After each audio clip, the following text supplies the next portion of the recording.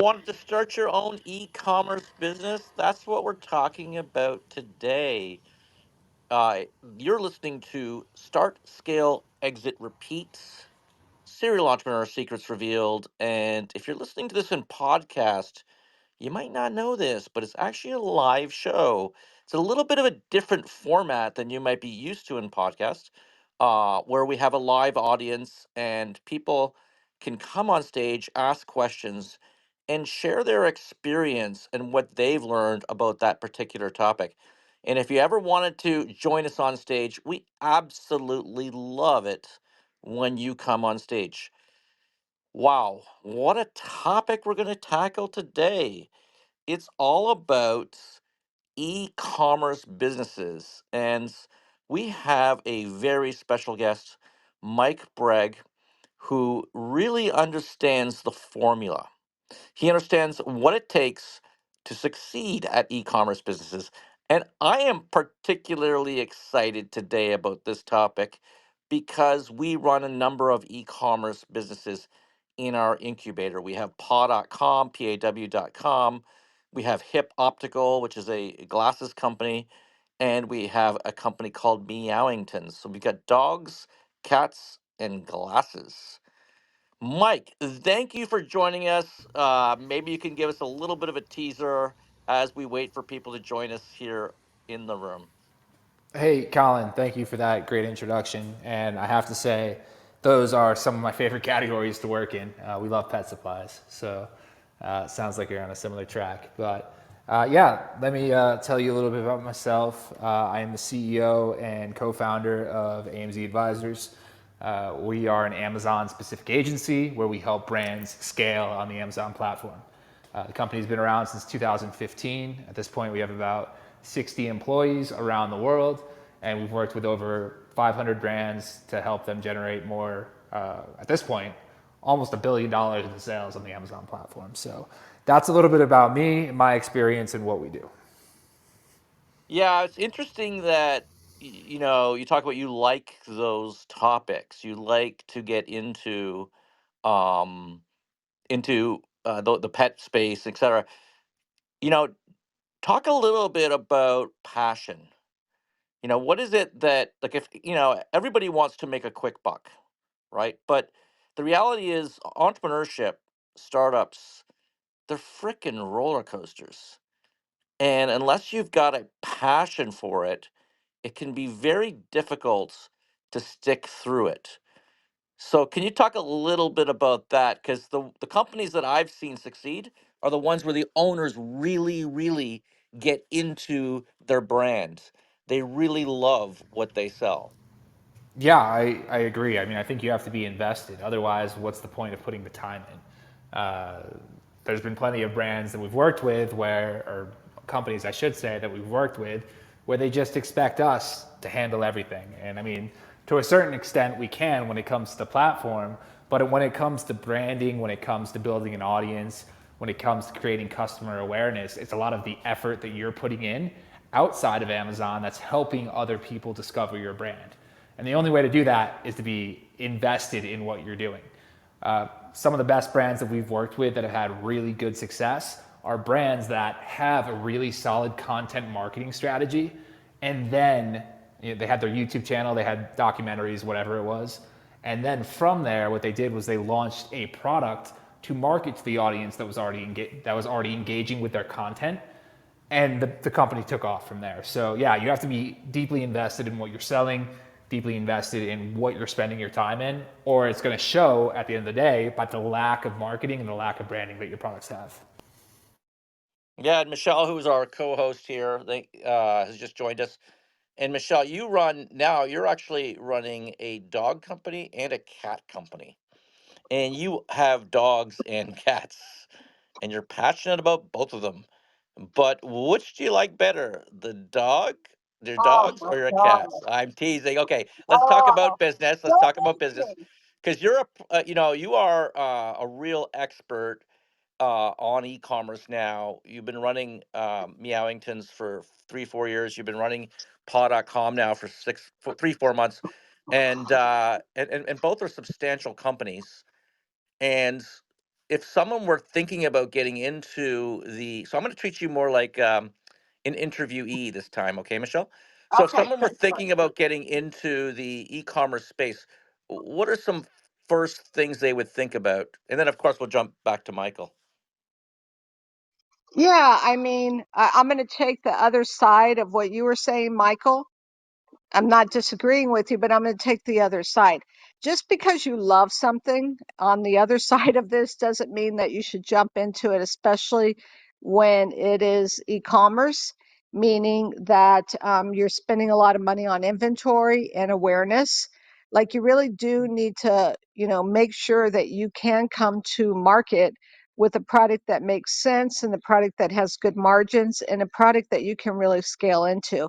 And I'm going to tell you, Colin and Michael, in my experience, it's easier said than done, but it can be done. And you really do have to like, what is the, problem?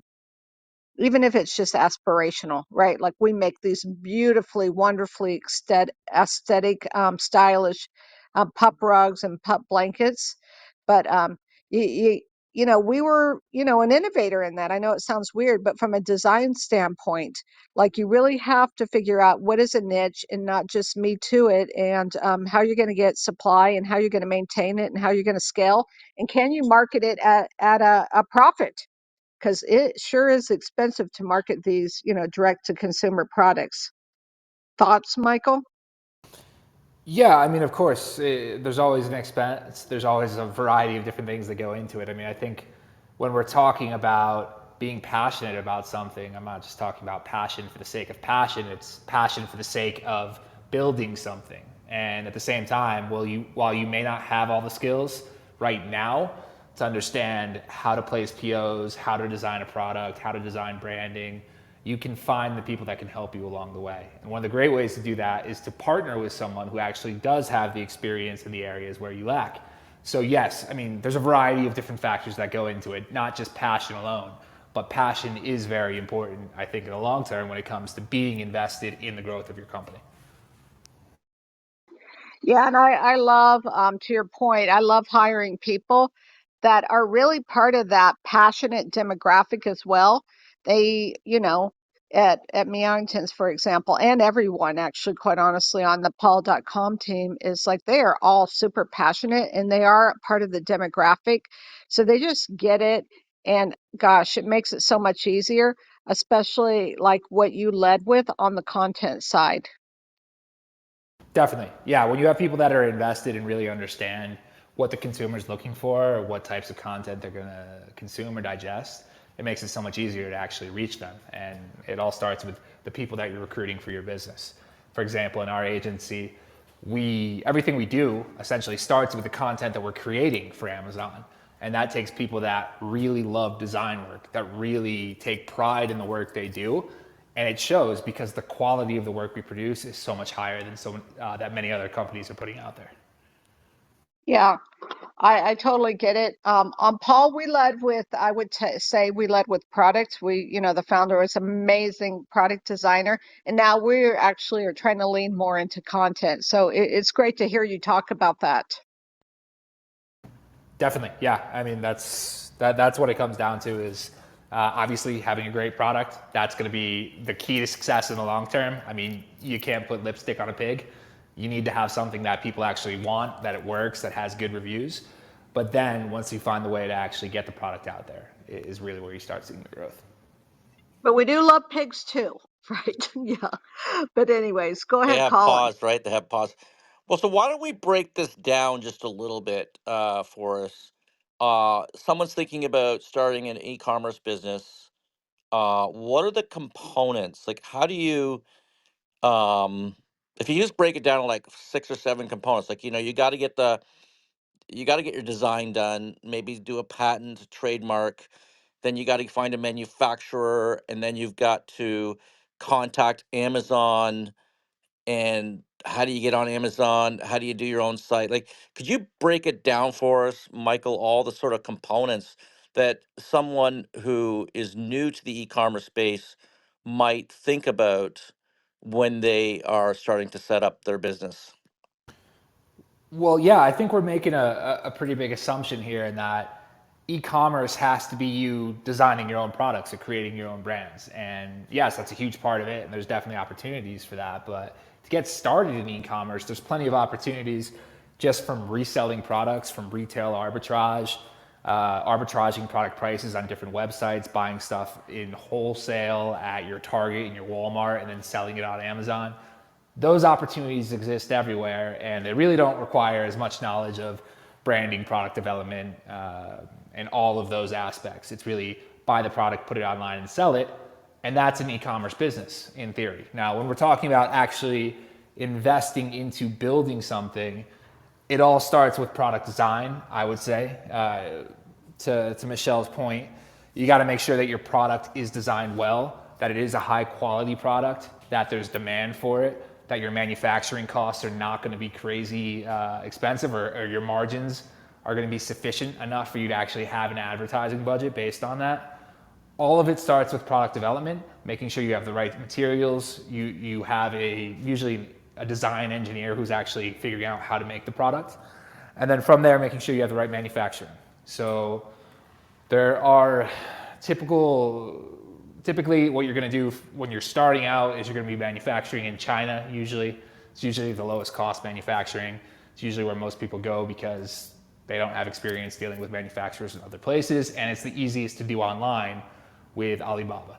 So to preface it, like, you can design a product, you can find a manufacturer to produce it, but generally, if you're going to build something for the long term and you have the money to actually invest in it, I would highly recommend a design engineer for developing the product, and then having a contract manufacturer actually work with a manufacturer to produce it. It's going to save you a ton of headaches in the long term, but it does cost a little bit more money.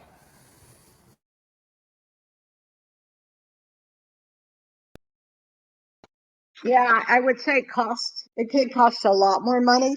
But, for us, we didn't, Colin, you mentioned patents, but we didn't go that route at first, right? Like, my suggestion is to people, obviously try to protect yourself, but depends on what the product is, right? And you kind of need to test it. We have a thing, and Colin talks about this a lot in the book, Start, Scale, Exit, Repeat. Like, we're really about test and fail. Like, we try to test more and lean into the winners. Like, we try to do it really fast with small quantities, quite oftentimes, like 100, okay? Before we start sinking money into it, because gosh, inevitably you're not going to hit it 100% of the time. You're lucky if you hit it 50% of the time. So we try not to invest too much capital, even though we put a lot of human resources into it, so that we can test, figure out what works, figure out what we can get a good ROAS, return on ad spend, and what we can really market to.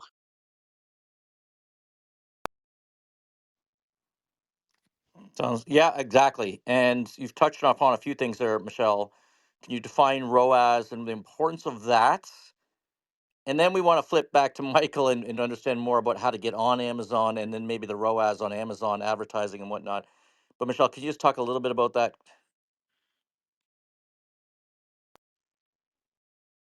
I'd be interested to hear No, I just want, Michael's just point of feel view. free to share with us the definition of ROAS. Yeah, it's return on ad spend. So basically, generally, it depends on the product. You want to be above a 3. So you're looking at how much you're earning and then what the ad spend is. And if you're pricing correctly, the metric will line up, right? I'm meaning you're not pricing below cost, right? You're generally pricing more than 2x your costs. So if you're like 3-ish and then your return on ad spend comes out to a 3 or above, then you're on top. But you obviously have to watch the expenses because, gosh, I'm sure, Michael, you can attest to this. They add up very quickly because there's a lot of platform fees, commissions, ads, storage, shipping, inbound, outbound. Like, you can eat your margins away so fast before you even know it.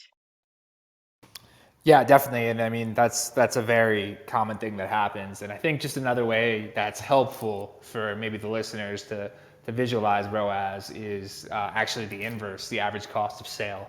So numerically, it's just your total ad spend divided by your total sales. The ROAS would be the inverse of that, total sales divided by total ad spend. And it comes out as a percentage. So if you are at a 10 ROAS, you are at a 10% cost of sale. And that means you have, let's say you have a 30% margin on your product, and you have a 10% cost of sale, well, you have a 20% profit margin. That's how you can essentially use those numbers to help you calculate your profit. Now, with the platforms themselves, yes, Amazon is notorious for the fees they charge. You have a referral fee. If you're using FBA, you're going to have a fulfillment fee. You could have other processing fees, inbound fees, a variety of different things that can come up within the account.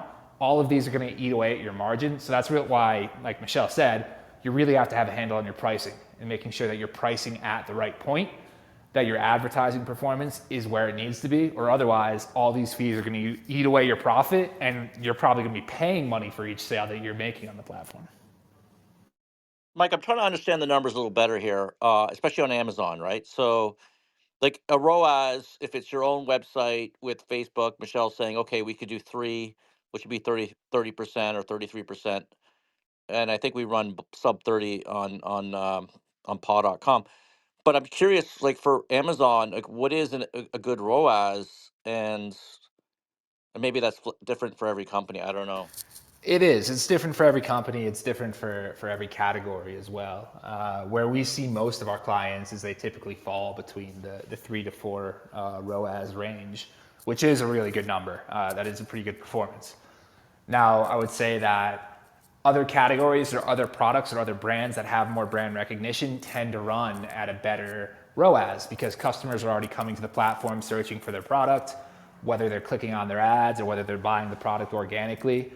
There's people that are out there looking for it, which makes the conversion much easier, which makes the ad performance much better. So going back to kind of what we talked about initially with content, with being passionate, if you've built a great content engine and you've built an audience that's consuming the content, it's going to help your ad performance and your sales performance on platforms like Amazon down the line. So in general, like the ROAS will range by category, by company, like I said, but anything over 3 is usually a pretty good number. Okay, so we've got the idea. We found a manufacturer on Alibaba. We got our first 100 units coming in. What's our next step to get on Amazon? I mean, obviously, you need to open an account. To open an account, you need a few different things. You need to provide some documentation to Amazon, I believe. I haven't personally done it in a while, but I think you need to provide a business document if you're going to open up as a business. I think you need to provide a proof of address. That's usually like a bank statement or a utility bill. And then from there, you may need to look at category approvals depending on the product that you're selling. So since we were talking about pet supplies before, if you are selling a consumable pet products, you may need to provide some evidence that your products have safety approvals or whatever the agency that manages the compliance for pet products actually has that to sell the products. Amazon's going to look for those things. So when you're launching for the first time, I generally recommend staying away from products that are consumables or products like cosmetics that are going to go on your skin, because you do need to, or food, that's another good one. You do need to invest additional money into safety testing, into product compliance, and a lot of other things that are probably going to give you more headaches and discourage you from getting started. Got it. So now we've got our product on Amazon. What's the best way to get exposure on Amazon? And second question to that is, how important are reviews? Well, I'll actually take the first one first. Or the second question first, excuse me. Reviews are extremely important. Social proof is really what helps your product stand out on Amazon. And I think we've seen this in the past, how it's changed over time. So now Amazon tends to show the percentage of top reviews instead of the average, or they change the way that they show the reviews. But no matter what, having reviews is important. When you are launching a product in a category where the number one seller had 30,000 reviews and your product has one review, well, it's very difficult to compete because the customer is going to see 30,000 and they're going to be like, well, this must be a better product. Not necessarily the case, but it is generally how consumers think. If people are buying this, well, it's a good signal that I should probably buy it because if they bought it, it makes sense for me as well. And that's very difficult to kind of bridge that gap and get to the point where you have the reviews and you have the feedback, which again comes back to content and it comes back to having an audience that believes in your product and really understands it. That can help a lot with that. Now, when it comes to getting visibility, it comes down to two things. It comes down to your SEO, how well you've optimized your listings with the keywords that are most relevant for your product. And then finally, from there, how you start deploying advertising dollars to put your product in front of the consumers when they're searching for a specific keyword that is extremely relevant for your product. Yeah, it's interesting with the review strategy. I call that the king of the hill. Do you remember that game when you were kids? You know, who's the king of the hill? I am the king of the hill. You're the king of the hill. Yeah. Remember that, Mike? Yeah, I do. Yeah, and so like when on Amazon, it's like if you have the most reviews, you pretty much hold the spot. And if you don't, you got to fight for that to get to knock them off that spot, off that top. And you know, it's interesting to think about it under with that game in mind, that little kids game in mind. But yeah, it's absolutely critical. Reviews, we know that. Even in the book Start, Scale, Exit, Repeat, we talk about in 1979 how Joe Foster, the founder of Reebok, who we interviewed for the book, actually got 3 5-star reviews in Runner's World, and that helped his company get a distribution agreement, which led to a big break with Jane Fonda, and they moved from 9 million to $900 million in sales in 4 years. The reality is, reviews are absolutely critical, and if you are not, whether it's Airbnb, whether it's Amazon, whether it doesn't matter what the business is, we live in a black mirror world where reviews I don't know if you remember that episode, but we live in a black mirror world where reviews matter. They are your lifeblood. They are everything. So we Definitely. want to make certain that we deliver a product that's going to excel or exceed the expectations of the customer, and also ensure that the service associated with that product is delivered very, very well as well. Because that's it. Like, I mean, Mike, we can't underestimate this, right? Like, if you're anyone thinking about an e-commerce business, it's the key. Yes, I mean, and it takes time. It's not you're not magically going to end up with all these reviews at once. It's constant grind. It's constantly finding ways to engage with clients and to try to provide the best customer service you can. Try to encourage them to leave reviews in some way without violating terms of service on Amazon, and leveraging the programs that you have at your disposal. So that's a tough one. And it's not to say that because someone has 30,000 reviews in such a review moat that you won't be able to pass them at some point. The Right. actual average lifespan of a number one seller on Amazon is only 7 years. So just because you got there doesn't mean you're going to stay there. And I think that's the important thing that a lot of people need to keep in mind. 7 years sounds pretty good to me, Michelle.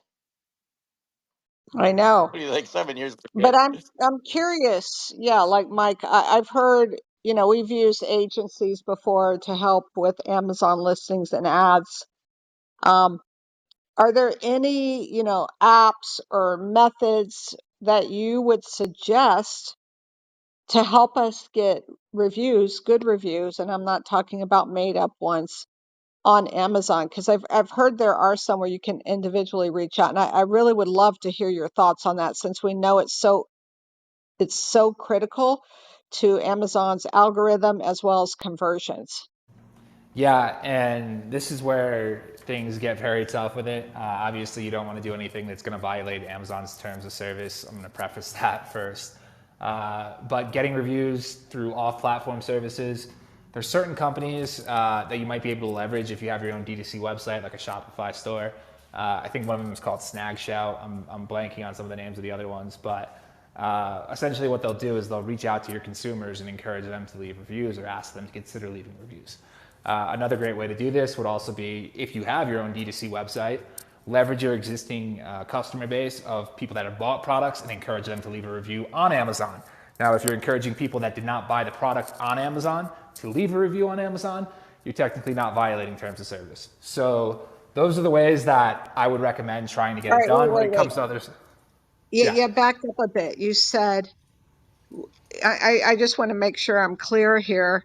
What would be in violation of Amazon's terms in terms of soliciting reviews? I If think a I missed cus- that part. Yep. If a customer purchases the product from you on Amazon, you cannot encourage them with an incentive. So you can't provide a discount, you can't provide a coupon, a free product, a refund, whatever it may be, to leave a review. But if a customer did not purchase the product from you on Amazon, if they purchased it from you on your own website, you could offer them a coupon on their next purchase on their website if they leave a review on your Amazon product. So it is the way around the TOS. And that's kind of where, again, the review generation game is where things get a little sticky, but that is something that does not violate the terms of service. But I thought you Would had to it? have a verified purchase. No, No, you don't. Oh, you no. don't. Okay, that's interesting. Yeah. Okay, But that's very interesting. they know, and they might flag that, not in a negative way, but that's okay. Yeah, I mean, you're not going to get as Right, much Mike? visibility as you get with like a verified Yeah, purchase. Those do tend to get more visibility. But when we're talking about the numbers of ratings and the number of reviews, I mean, in reality, most customers aren't actually reading all the reviews. They're looking at the numbers that they see, and wow, 30,000 ratings. Wow, that's phenomenal. I'm going to buy that product because this other one only has 200. So it doesn't matter. It doesn't matter if they're all verified. It just matters basically the number that you have. right. Okay, I didn't Yeah. realize that. I thought it was more verified, like But with the like you book. said, it weighs heavier, we believe, in the algorithm, but it's still allowed. Yeah, exactly. And again, it's just a conversion tactic at the end of the day.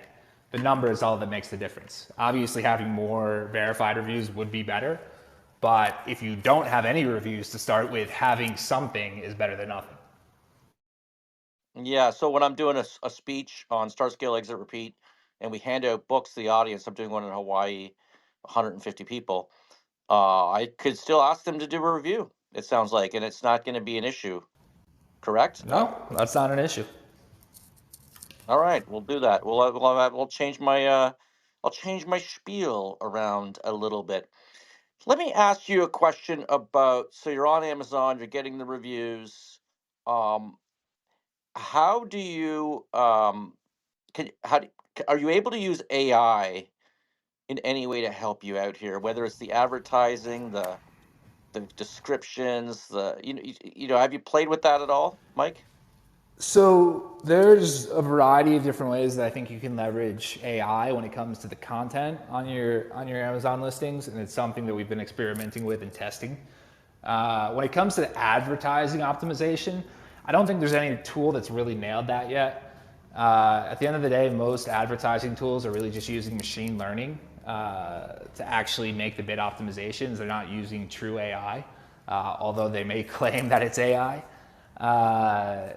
When it comes to content, though, there's a variety of different ways. So the first way would be actually having a good example of this would be you need to create new content, new copy for your product.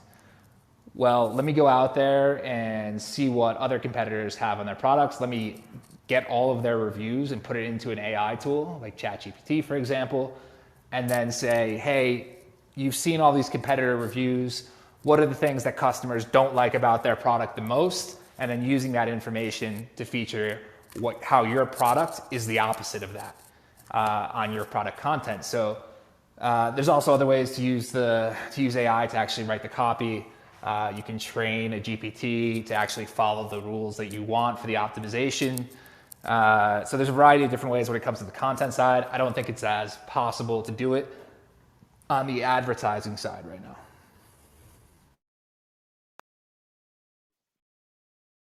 Okay. And then Mike, it seems like you really focus a lot on Amazon. Can you talk about like multi-channel for a minute here and how important Amazon is as part of that channel. And the reason why I'm asking this question, at paw.com, we do about 95% of our business comes directly to paw.com, and about 5% goes to Amazon. And I'm just curious what your thoughts are on that. Well, I mean, we're talking about the e-commerce ecosystem. Essentially, every platform is going to relate to another platform in some way. It really depends on the preferences of the brand. So, an example I use frequently is the mineral water brand Liquid Death. Liquid Death has their own website. They push a lot of traffic to their website, but everyone that comes to their website is pushed to Amazon to actually purchase the product.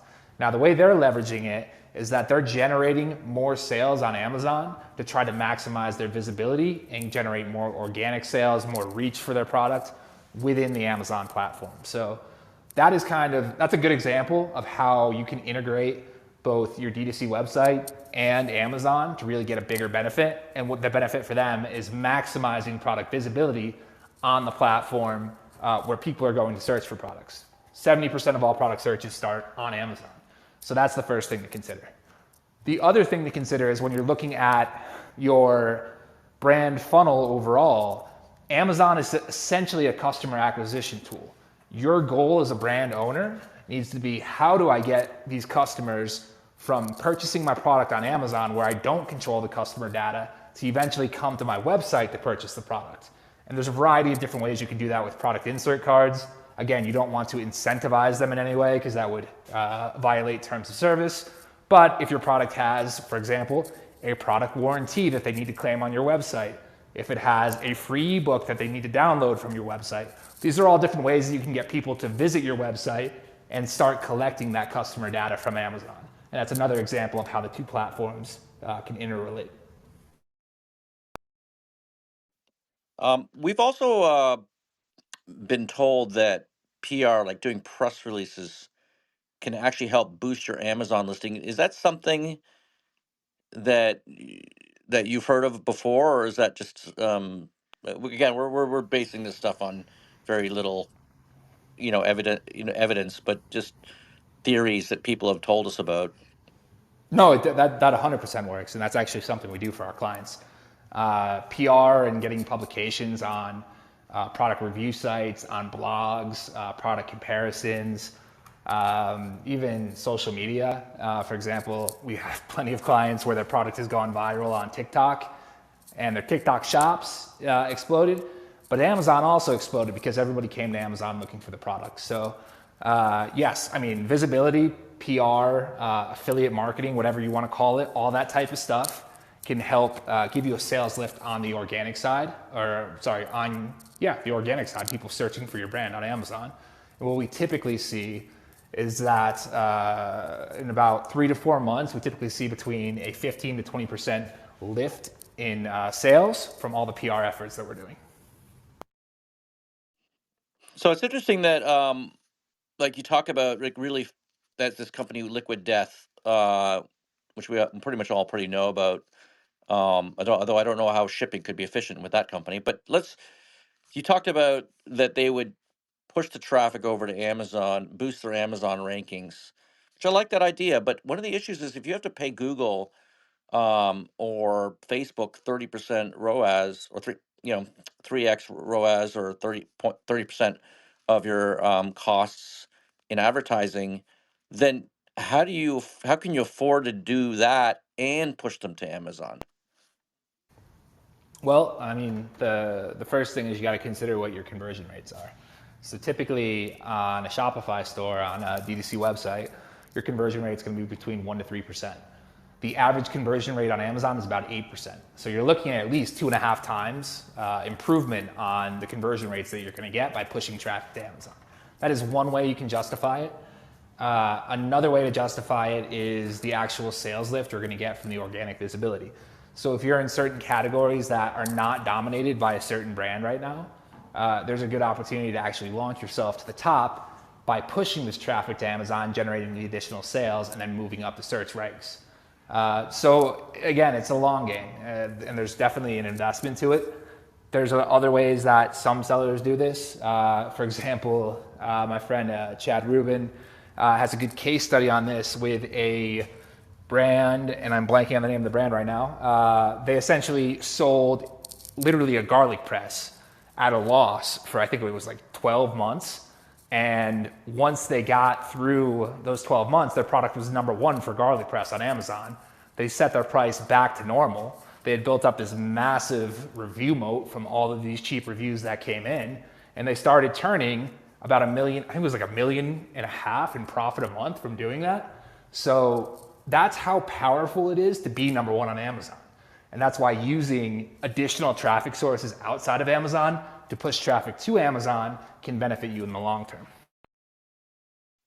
Oh, I like that. I see what you're saying. It's basically you're subsidizing, you're taking a loss to gain market share, and then once you are king of the hill, then you can start to monetize.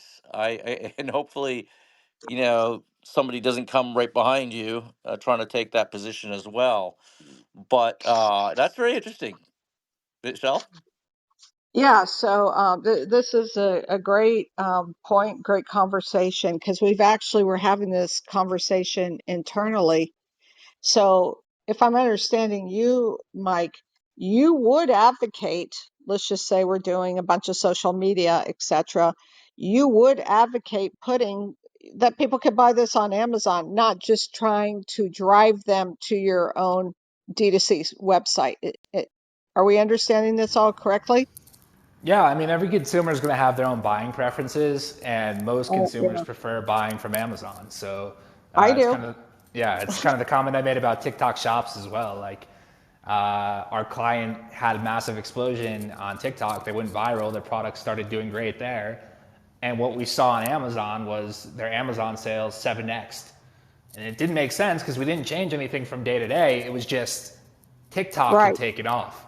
Yeah, And look, people want to go to at least me, I can speak for myself, right? I always go and look at Amazon, right? Because I know, okay, it's easy to return it. I'm going to get it on Prime. Like there's like a whole list for me personally. So yeah, I think that's good insight. yeah, I mean, and you're not alone, Michelle. I mean, that's how most most of the world shops at this point. Is just going to Amazon because it's generally more convenient. It's more trustworthy. I mean, I personally haven't bought anything from TikTok. I don't have a TikTok account, so I don't know what the experience is like. But I know it's much easier for me to go to Amazon and get the product within 2 days shipping if it's FBA. So that's a good point. How do you get this prime check mark Well, on your product? FBA. Yeah, there's two ways. One is FBA, the other is Seller Fulfilled Prime, which was closed Right. for a while, but I think they're opening it back up. Either They are. way, you have to be able to get the product to the consumer in 2 days. Yeah. Let's talk about that a little bit more because actually, our 3PL actually they just opened up again, SFP, Seller Fulfilled Prime. So, and I'm hearing different opinions on this, Mike. Some people are telling me, oh, it's not as good as FBA, but it's better than FBM, Fulfilled by Merchant. Like, is SFP, Seller Fulfilled Prime? Do you get the same status? Are you ranking as high in the search and the algorithm as FBA? What is your understanding, your experience with that? Yeah, so my experience with it is that yes, if you are doing seller fulfilled Prime, you have the Prime badge just like you would have on FBA. It ranks the same, and the results are the same. I personally don't recommend it because operationally, I think it's a nightmare to manage. I'm not a warehouse manager, I'm not a logistics manager, but if I had to sift between which orders had 2 day shipping, which orders didn't, how I'm buying the shipping, all of those different things. It just kind of sounds like a nightmare for me, which is why I typically recommend FBA over Seller Fulfilled Prime for most of our clients. However, we do have some clients that have really good warehouse operations and they prefer Yeah. Seller Fulfilled Prime. Yeah, our warehouse is ShipBob. So we're kind of sorting through it as well. We're trying to make sure operationally it makes sense, but also trying to figure out what the actual cost is because it costs money, right, to be FBA. they don't want too much at the Amazon warehouse, and then you're constantly like shipping whatever depending on your sales velocity, 20 here, 50 here. So we're trying to get our arms around it, as such. Yeah, I mean, you're not alone. I mean, it's one of the most complicated things to figure out is the logistical piece. I mean, from a simplicity standpoint, working with FBA allows the product to be closer from a last mile fulfillment standpoint to the end consumer because they distribute it everywhere. Obviously, if you're working with a 3PL, a 3PL is not going to have as many warehouses as Amazon, so the last mile fulfillment is going to be a little bit longer. So your costs may be a little bit more variable, but there's a lot of costs to also send the product into Amazon and split it into, I don't know, Right. sometimes I see 7, 8 different warehouses you need to send Yep. inventory to. So it really is kind of a math exercise and really diving into what makes the most sense. I know.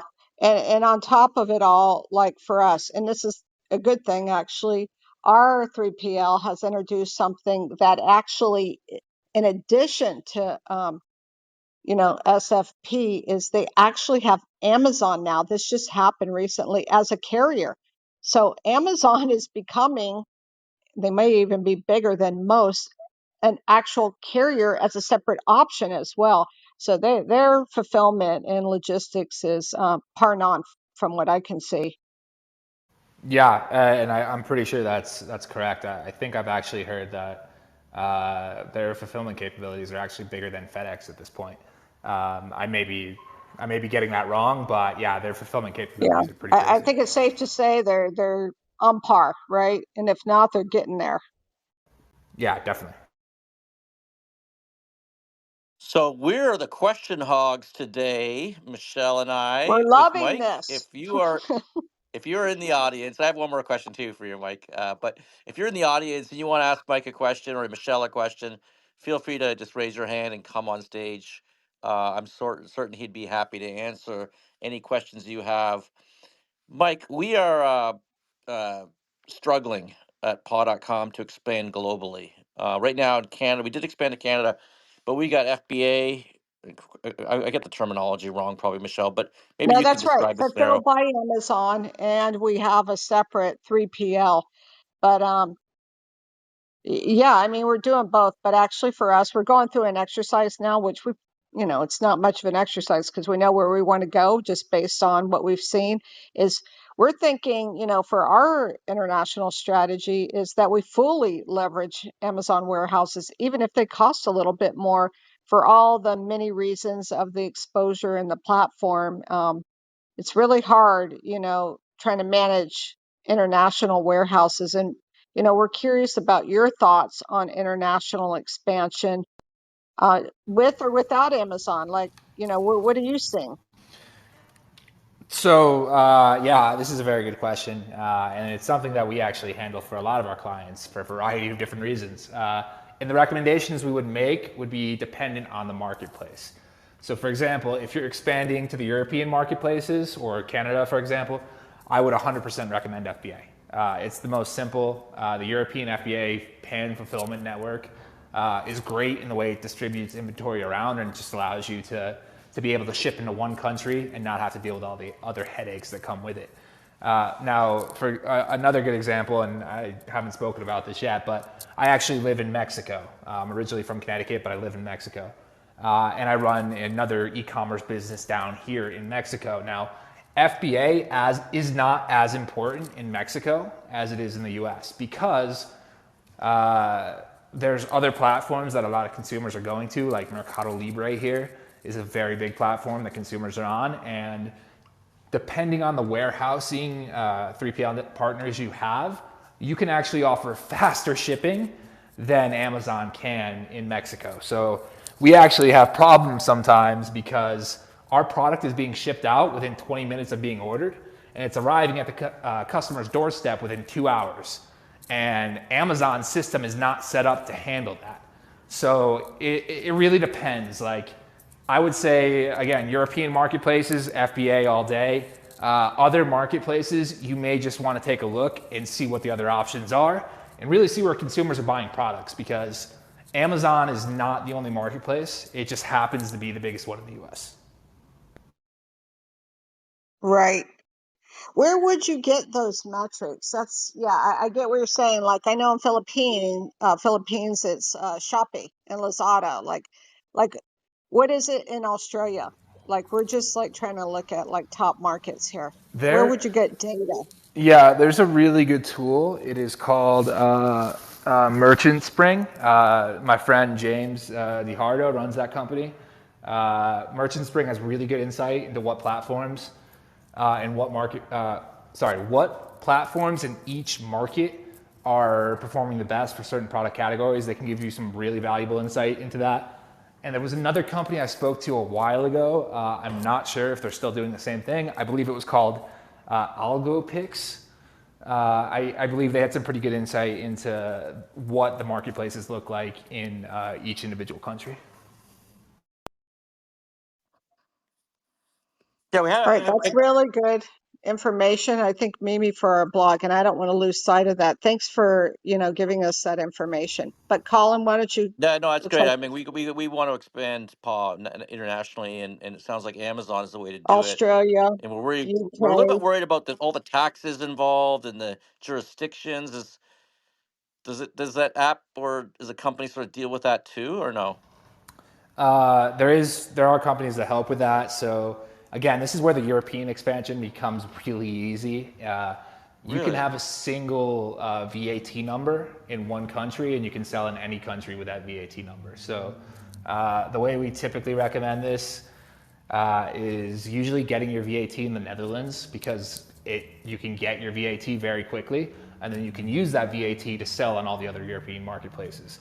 UK is maybe the one that I'm not positive on that, but Germany, Italy, Spain, France, and all the other marketplaces that are starting to come online, you can use a single VAT number from any other country in the European Union. So that is a massive advantage. Uh, when it comes to other countries, like for example in Australia, I think it's called the GST tax. Uh, you're going to have to apply on an individual basis. Here in Mexico, we have an RFC ID to pay VAT tax. So each country is more difficult, and there are people that can help with that. But Europe in general is the easiest for dealing with value add tax. Wow. Okay. Well, we have a question in the back chat, and I don't know I quite understand it, but hopefully you do. It's from Dr. Bab D. What's the fastest way to increase your Amazon inventory performance index score? Do you know? First, could you define the question or Yeah, translate it so for us?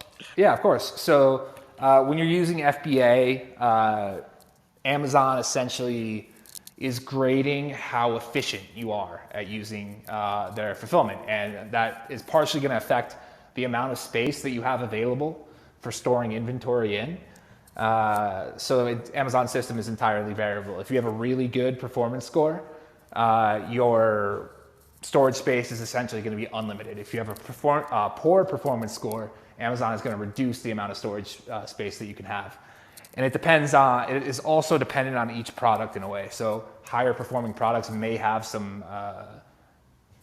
more storage, but typically I think they take it across the entire account. That being said, the fastest way is to have Amazon destroy the inventory, but that's not practical for most people. Obviously, it's just kind of flushing money down the toilet. The next most practical way is to have a removal order placed and remove the inventory from Amazon. That's another way to improve your inventory performance score. After that, the next easiest way is to discount your product and push some advertising dollars into it. That's another way that you can sell through units and improve your sell-through rate, which is also going to improve your score. The longer term play is just improving SEO until your product shows up better. But when we're talking about fastest, it's usually just removing inventory. Hey, doctor, did you want to follow up with that? Since it was your question. Yeah. Sorry, I have a lot of background noise. That's why I typed. Thank you, Mike. Can you expand on the PPC? Like, how do you do that? Like, you just run more campaigns and then you sell more. So, what's the relationship exactly between the PPC and then increasing the index score? Well, it wouldn't be running PPC by itself. It would be decreasing the selling point of your product to try to increase the number of sales you're driving through PPC. So part of it is discounting your product. Part of it is putting more dollars into your advertising spend. So the idea being here is that if we start turning the inventory over quicker, we're going to burn through all the excess inventory we have. It's going to cost us a little bit of money, but we're not going to have to remove it from Amazon.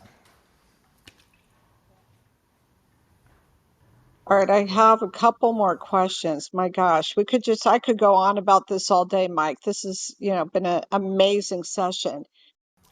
All right, so what do you do? We had this happen to us. One person complained and said it was a defective product. Okay, I think it was just, we all know Amazon makes it painstakingly easy to return products, and people can just hit whatever reason they want. We had just like one person say defective, and my God, it like started tanking one of our scores. Like, what is a person to do? I don't believe it was true. So what are we to do when this kind of thing happens? We know it's a much higher return rate as compared to our retail D2C sites and other channels. So I'm interested on tactics to like kind of avoid getting in the doghouse here, literally.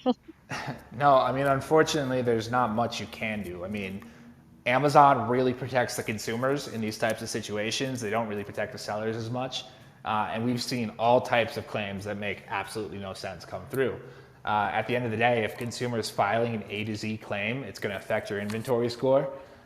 So, for example, if a consumer, if you would have to be selling FBM, but if a consumer purchased your product, wanted a refund, and you didn't authorize the refund based on the refund request reason, they could file an A to Z claim, which is going to have an even worse impact on your account health score. So, at the end of the day, it's almost better just giving in to what the consumer wants, Yeah, because it's not really a battle you're going to win in the long term.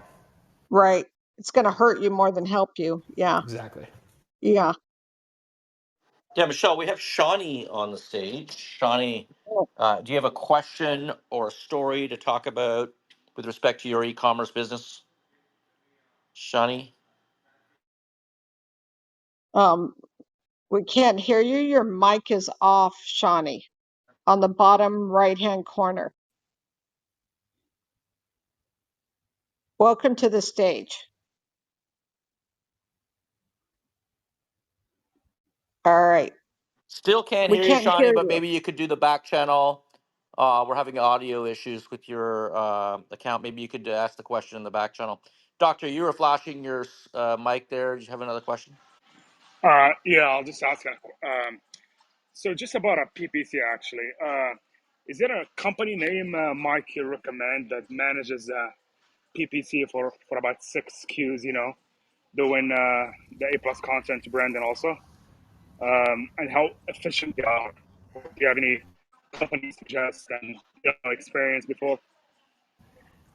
Sorry, you were breaking up a little bit for me there, but I think I heard you. I mean, that's something my company does, not to just throw that out there, but there are a variety of other companies out there. I think any search online for Amazon agency is probably going to turn some people over. I would just recommend looking for agencies that probably Hmm. have, I would say at least 10 to 20 employees on their website, or even on LinkedIn, 10 to 20 employees. They're usually more established, usually have more experience, and it's not just some freelancer working out of their house claiming that they're this massive agency. I think typically that's a good spot to look, or you can just come to AMZ Advisors and work with us. Okay, that was the question. Mike, you've been so generous to lend your expertise here to all the members of Startup Club. How do we get in contact with you? What is your website address, and what is the best way should somebody want to get in contact with you directly? Yeah, and thank you for that, Michelle. I'm really glad I was able to provide a lot of value. The best way to get in touch with me directly is my email, mike@amzadvisors.com. You can also reach out to us at our website, amzadvisors.com, and schedule a call there with a member of our team, and we can learn more how we can help you.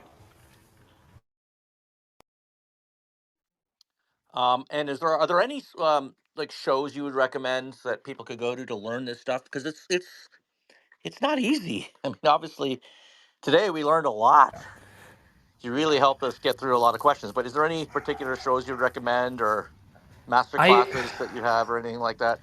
Yeah, I mean, I'm not a huge fan of going to the shows. I think a lot of it's well, I forgot the term for it, but I think a lot of it's just a little pompous, in my opinion.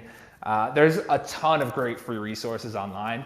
I mean, I think podcasts like this and clubhouse chats like this are a great example of it. There's a ton of webinars. YouTube is full of content.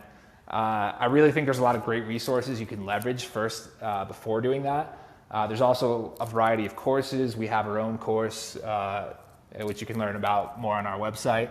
But there's also a lot of other courses out there that can provide more actionable steps on how to do this and how to get started in selling on Amazon.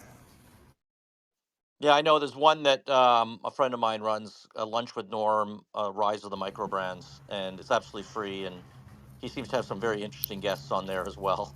I've been on the show with Norm before. He's Have a you really been? good guy. Yeah, I Yeah, know him and his son as well he's a great guy, and we're actually going. I'm speaking at the $1 billion Summit with Kevin King in in Hawaii. Hawaii. Yeah, Yeah, I so we're found heading out down about there. that yesterday. So I don't think I'm going to be there, but maybe we'll see. Yeah. Well, Michelle, Yeah, I've just been a fantastic show. Um, we want to have you back. I think, Mike, we should have you back, right, Colin? This has been like so informative. absolutely. It's you know, in our book, Start, Scale, Exit, Repeat. We talk about four different business types, and e-commerce is one of them. It's probably one of the fastest ways you can build a business. But if you were to if you were to apply the roller coaster analogy to e-commerce, I'm telling you, it is the most extreme roller coaster. I mean, paw.com shot up 3 years in a row on the Inc. 5000, 39 million in revenue, and then post-pandemic hangover, and now we're coming back again in a very different way, by the way. So originally we were really heavily Facebook marketing oriented. Michelle's now the CEO of Paw, and she's taking it into a multi distribution model where we're no longer just relying on Facebook or Google ads. We're also expanding Amazon and going into Wayfair and Bark and other distribution channels, and she's having a lot of success in QVC and Good Morning America, those kind of channels, and she's having a lot of success on multi-channel. So that's something to think about if you're in the e-commerce space. There are other channels other than Amazon, believe it or not. There are other channels, and you can succeed. And being multi-channel, we think, is the best strategy. Any last thoughts on that? We have to close. We sort of have a hard stop today because we have a show on entree.